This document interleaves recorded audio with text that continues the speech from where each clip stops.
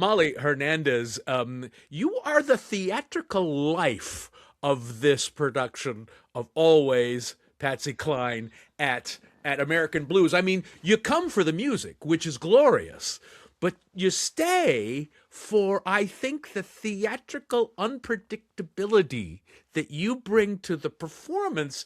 And I'm wondering how much of that is rehearsed and how much Right. of that is you just taking the bull by the horns and going, I'm steering this show where it goes. We got quite a bit of both that happens in the room. I'm a little bit of a chaos gremlin is something that I have been called. And or a chaos muppet is also something that has come up long However short. you I'm a little bit identify it, chaotic, right? we no judgment. We And welcome all. so I've always been a little bit chaotic. And when Wendy Whiteside approached me for the project, she was like, "We want it to be very you. Would you want to do Patsy Cline with Liz Chittister?" And I was like, yes, yes, absolutely." And so we arrived on our first day with Harmony France, our director, and the conversation became about how these are two very genuine, real human beings. They are not clowns. They are not caricatures. They are people, and that the focus was their friendship and the platonic love between two women. And so it really just plays in super nicely to Liz and me and how we go together. And I've been given a lot of freedom. I've been given Well, a lot of freedom. yeah, I was going to say, I mean that performance doesn't come by accident. It clearly is ingrained not just in the production, but it feels like in the script a little bit too. Do you improvise as much as it seems like you're improvising? Because I love that, even if it's scripted, I love the feel of improvised unpredictability. It depends on the show. It depends on the night and depends on the audience. So, what I do love about the script is that there is probably less improvisation than you would think. Um, and which is a great way I love to connect with audiences, right? Is that's good writing is when you're not sure if it's actually scripted. But then when I have certain audiences, certain audience members, I've have gotten to connect with so many fun people in so many beautiful ways. And sometimes people respond to me, and so I'll talk back to them. And sometimes things on stage will happen. It's live theater, and so we mention it, we talk about it, and I've been given a lot of freedom to respond to the audience in the room, which is something that I'm very grateful for, and that makes a huge difference. That's why the house makes a big difference. Well, and it's a beautiful, I mean, American Blues, their new theater there on Lincoln Avenue it's a beautiful theater anyway. But to see this show in that intimate space feels a little bit like a club, a combination between a concert club and a theater, which is really lovely. And your interactions with the audience, I think, keep it from being just a concert, which would Hmm. be fine. But again, I think the creation of the character is very smart on the author's part, and it's smart of this production to lean into it like you guys have. Yeah, something Harmony said that I really appreciated is that many of us in the show have done several jukebox musicals. A whole chunk of us did the Buddy Holly story at American Blues 8 years ago. So Liz and I were both in that show. So was our drummer, our pianist, our viola, or our fiddle rather. And uh, Harmony made it very clear that we're not looking at this like a jukebox musical. We're looking at it like a memory play. And so it Mm. comes from Louise's memory. It is her recollection. It is her storytelling. And so is everything 100% accurate with all of the, maybe not necessarily, right? But the beauty is her sharing her experience, how she remembers it. And I think that's what allows me to connect so well with the audience is I'm taking them on this journey with me to enjoy this spectacular human being. Well, that's really interesting because, and it also explains a little bit why Liz as Patsy Cline is so sort of idealized in a Mhm. way that I kind of wish she weren't from a writing standpoint. But of course, Louise is going to keep Patsy up on that pedestal no matter what the story is, because that's how she lives in Louise's memory. Yeah, and I think too something that changes within the way that Liz and I interact with each other is there is especially at the beginning so much of Oh my God, that's Patsy Cline. And then as we become closer, as we become friends, she comes to my house for bacon and eggs. We sit laughing, we're smoking cigars on the porch, uh, and it is able to turn into this beautiful friendship that I think you're right, still pedestalizes her. But I think that Patsy does the same for Louise. I think there is a mutual respect and admiration for one another that, like, how many times this happened to Patsy in history, actually more than you would think, but to have somebody, you go into town, there's nobody there, to have somebody you can connect with immediately. You go back to her house and you sleep in the room with her kid. Like it is such an immediate connection that we have. And so I really feel that respect coming from Liz as well, that I think Patsy respected Louise in the same way Louise respected Patsy. Is this a kind of a style of music and a part of the world that you know intimately? I mean, is this the world that you're from, or have you jumped into this world and started swimming around in it? I have jumped into this world and been swimming around. Funnily enough, most of our group has also done Patsy Cline before.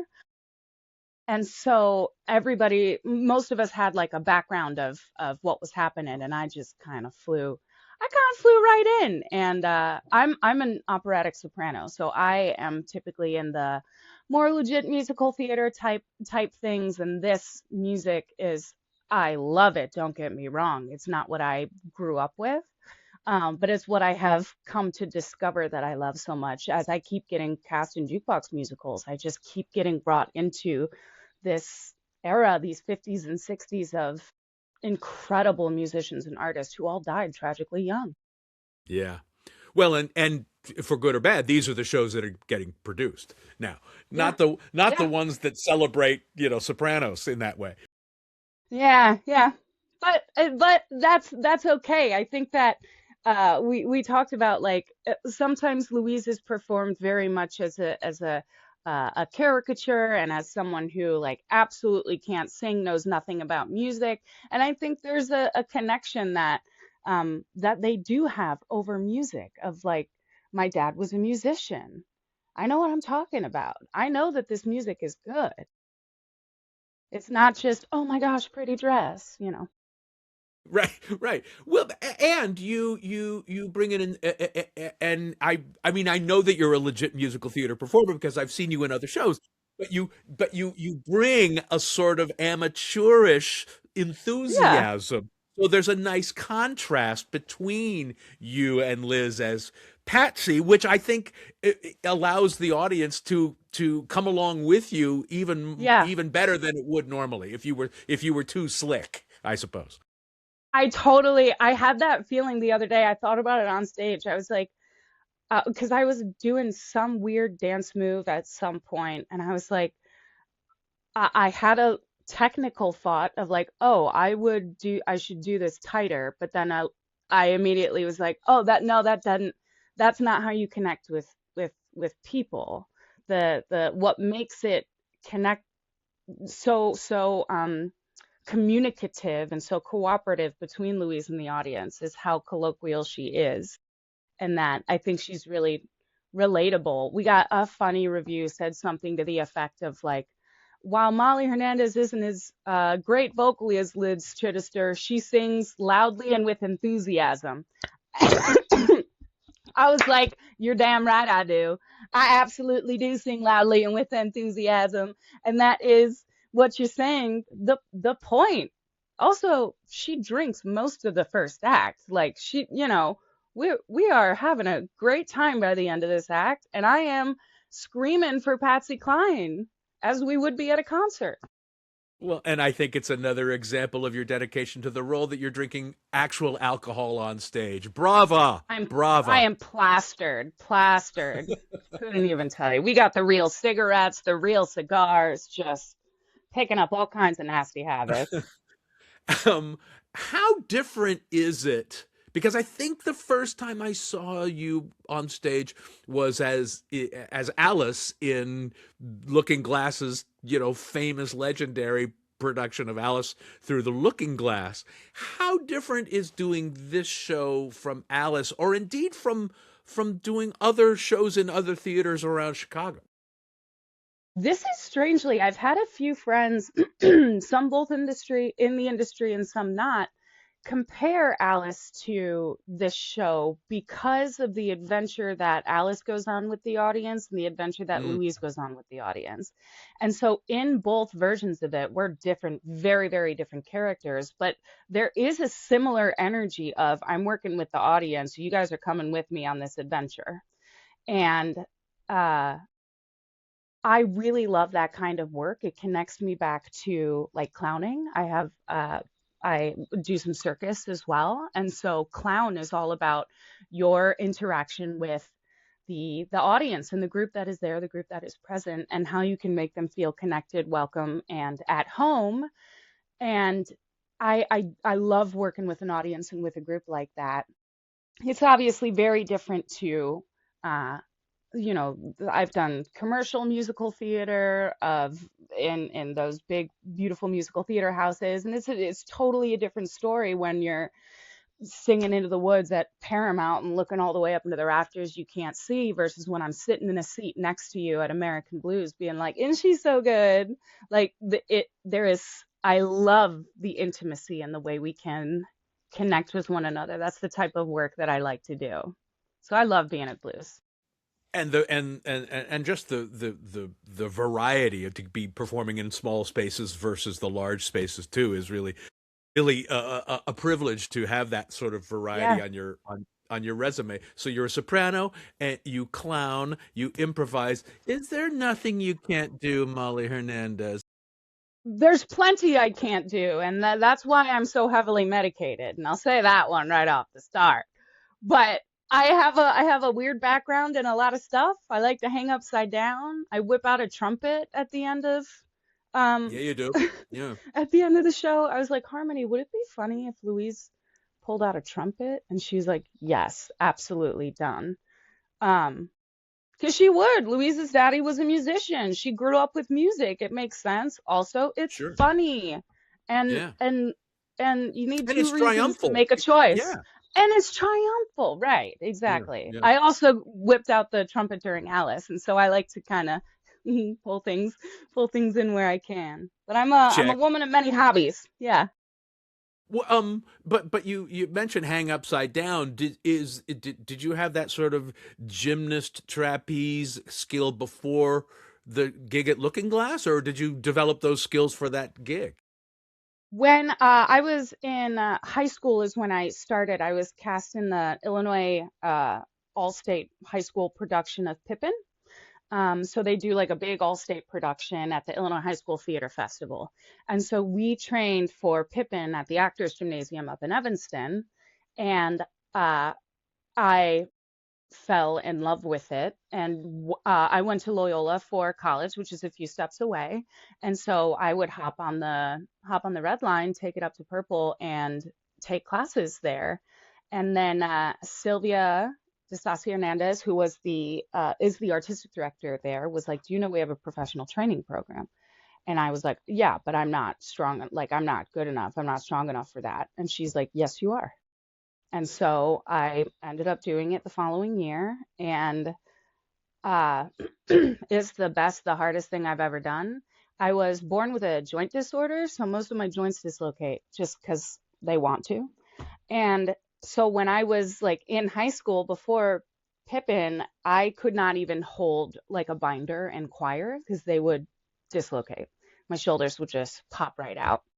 So the early days of my circus career, you see me like my sockets like taped, like everything is taped into place with K-tape. And circus was the first time I was in years and years of physical therapy. I had a failed surgery on my shoulder. It's the first time they gave me instruction and went, oh no, not this muscle, this muscle. And they stayed with you and they watched you and they taught you and they supported you. And also all of them have been injured. And so they all know, yeah, I struggle with this too. Here's the way we can fix it.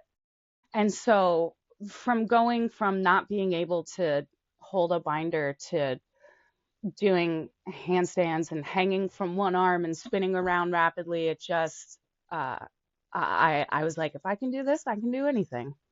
And Holy that's where moly. I met the team for Alice. Yeah.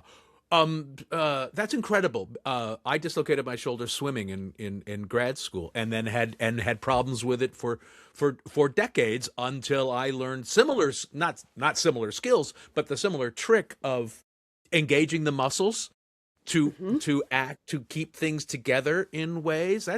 I'd never heard that about Sylvia's program. She's been on the podcast, but I mean, the fact that it Love gives Sylvia. you tricks of the trade, but also, kind of life-saving, body-saving skills. That's incredible. Yeah, I've talked about it before too with Actors Gym, and I'll speak very highly of the experiences that I've had there because the quality of teachers that they have is spectacular. They work with people who are actively working in the industry, and I have felt so supported out there with them physically, mentally, emotionally. Such great teachers, and obviously, I'm not here to say anybody's perfect. Nothing in this world is perfect, but they do a damn good job of taking care of people. Believe it or not, nothing's perfect. But they resemble But perfection in a lovely way. Sylvia loves and takes care of her people.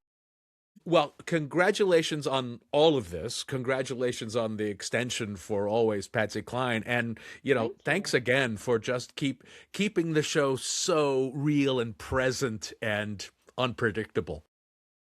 I love it. It's a joy. It's a different show every night, and they all up on stage, and our poor stage manager just continue to put up with my chaos. And uh, every night's a different show, and every night's a different Louise, and I love it so much. Chaos Gremlin reporting for duty. Thank you, sir. This podcast is a production of the Reduced Shakespeare Company, reducing expectations since 1981. Go to reducedshakespeare.com for performance dates, actor bios, email newsletters, and so much less.